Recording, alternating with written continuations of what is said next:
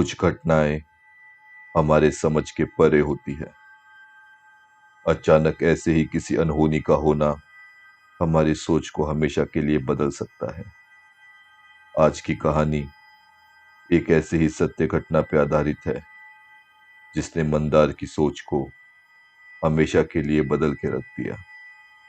कहानी शुरू करने से पहले एक जरूरी बात, अगर आप हमारे चैनल पे नए आए हैं तो चैनल को सब्सक्राइब करना ना भूलें, जिससे आने वाली सारी कहानियों के नोटिफिकेशन आपको मिलते रहे।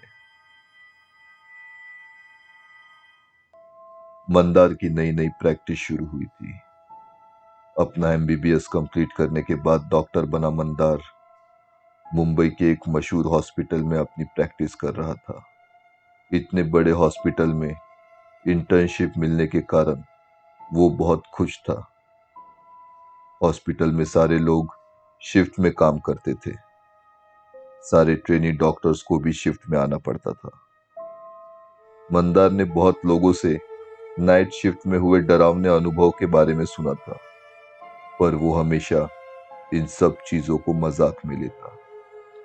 वी आर डॉक्टर्स, ये सब चीजें बस इंसानों का वहम होती है।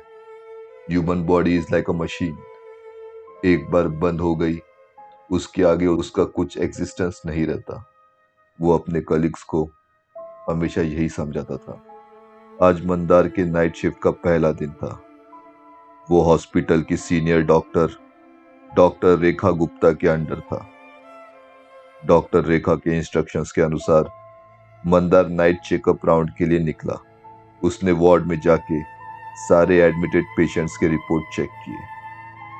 उनकी करंट कंडीशंस की फाइल में एंट्री कर मंदार डॉक्टर रेखा को स्टेटस देने पहुंच गया। मंदार ने डॉक्टर रेखा के केबिन का दरवाजा नॉक किया और सामने से कुछ रिप्लाई नहीं मिलने के कारण फिर उसने केबिन के डोर को खोल के देखा। डॉक्टर रेखा वहां नहीं थी। मंदार ने सोचा कि शायद डॉक्टर रेखा राउंड पे गई होगी। थोड़ी देर के बाद वो उनसे आके मिल लेगा। मंदार फिर कैफेटेरिया में आके बैठ गया। उसने घड़ी देखी, रात के 11 बज रहे थे। सारा कैफेटेरिया शांत था। एक दो स्टाफ मेंबर को छोड़ आसपास कोई नहीं था। कॉफी पीते पीते मंदार अपने फोन में कुछ पढ़ रहा था। अचानक उसे बहुत ठंड लगने लगी। उसने अपने आसपास देखा, अब वहां उसे छोड़ और कोई नहीं था। उस 22 फ्लोर के हॉस्पिटल में अचानक सन्नाटा हो गया। सन्नाटा इतना गहरा था कि घड़ी की टिक टिक अब जोर से सुनाई दे रही थी और उस आवाज के साथ साथ मंदार के दिल की धड़कनें भी बढ़ रही थी। एक अजीब सी बेचैनी, एक डर सा लगने लगा। डर जो मंदार ने कभी महसूस नहीं किया था। घड़ी की टिक टिक अब उसे और बेचैन करने लगी। उसने अपने कानों पे हाथ रखा, पर अब भी उसे टिक टिक की आवाज सुनाई दे रही थी। वो जोर से चिल्लाया और उसकी नींद टूटी। नींद से उठने पर उसकी सांसें फूल गई थी। वो कैफेटेरिया के टेबल पे ही बैठा था। उसे समझा कि मोबाइल पे पढ़ते पढ़ते उसकी आंख लग गई थी और उसने जो भी महसूस किया वो बस एक सपना था। रात के 12:30 बज चुके थे। कैफेटेरिया में कुछ नर्स चाय पी रही थी। मंदार को ध्यान आया कि उसे डॉक्टर रेखा से मिलना था। वो उठा और डॉक्टर रेखा के केबिन की तरफ निकला। आईसीयू को पार करते हुए वो लिफ्ट की तरफ गया।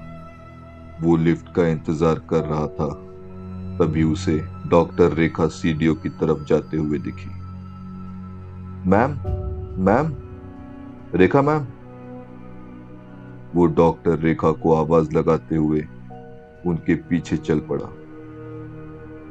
रेखा ने एक बार भी पीछे मुड़ के नहीं देखा। मंदार ने अपने चलने की रफ्तार बढ़ाई, पर वो जितनी अपनी रफ्तार बढ़ाता, रेखा भी उसी रफ्तार से आगे बढ़ती। मंदार अब उन्हें आवाज देते हुए उनकी तरफ भागने लगा। रेखा एक गलियारे की तरफ मुड़ी और फिर कहीं गायब हो गई। मंदार ने भी वही मोड़ लिया और फिर रेखा को सामने ना पाकर वो चकित हो गया। अरे, मैम तो अभी मेरे सामने चल रही थी, कहाँ गई? इतनी सीढ़ियां चढ़ने की वजह से मंदार हाफ रहा था। उसे पता ही नहीं चला कि कब वो 18वें फ्लोर से बिल्डिंग के टेरिस तक पहुंच गया था। डॉक्टर रेखा, रेखा मैम, वो आवाज देते हुए टेरिस की तरफ बढ़ा। चलते चलते अचानक टेरेस के बीचों बीच आके वो रुक गया और सामने का दृश्य देख उसके रोंगटे खड़े हो गए। उसने देखा डॉक्टर रेखा टेरेस के रेलिंग की दीवार पर खड़ी थी और एकटक सामने देख रही थी। मंदार के डर के मारे पसीने छूट गए। मैम, मैम, ये आप क्या कर रही है? मैम प्लीज उतर जाइए। मंदार ये सब कह ही रहा था, तभी डॉक्टर रेखा रेलिंग से कूद पड़ी। उनके चिल्लाने की आवाज सुन मंदार का कलेजा कांप उठा। वो दौड़ते हुए रेलिंग के पास गया और फिर उसने नीचे झुक के देखा। नीचे कुछ नहीं था और ये देख मंदार का दिमाग सुन्न हो गया। उसका शरीर पूरा ढीला पड़ गया था। पूरी जान लगाकर वो लिफ्ट की तरफ भागा और ग्राउंड फ्लोर पे पहुंचा। उसने फिर वो जगह तलाशी, पर वहां किसी की लाश नहीं गिरी थी। उसने रेखा को छलांग मारते हुए तो देखा था, पर नीचे रेखा को ना पाकर उसके दिमाग में कई सवाल उठे। फिर मंदार वॉचमैन के पास गया और उसने वॉचमैन को सारी बात बताई। मंदार की बातें सुन वॉचमैन ने जो जवाब दिया उससे मंदार के होश उड़ गए। वॉचमैन ने कहा, डॉक्टर साहब, मैं इस हॉस्पिटल में पिछले 30 साल से काम कर रहा हूं और आपसे एक विनती करता हूं, अगर आप दोबारा ऐसी कोई भी घटना देखें तो उसे प्लीज नजरअंदाज करिएगा। इस हॉस्पिटल में ऐसी कई घटनाएं घटती है जो सच में नहीं होती है। जहां तक बात डॉक्टर रेखा की है, वो आज 9 बजे ही घर निकल गई थी। आपको जो दिखा वो एक छलावा था।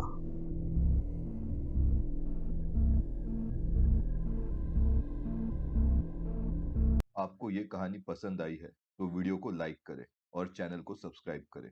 आपको हमारे नए वीडियो के नोटिफिकेशन मिलते रहे, इसलिए बेल आइकन को क्लिक करें। अगर आपके पास ऐसी कोई कहानी है तो डिस्क्रिप्शन पे दिए ईमेल आईडी पर हमें मेल भेजें।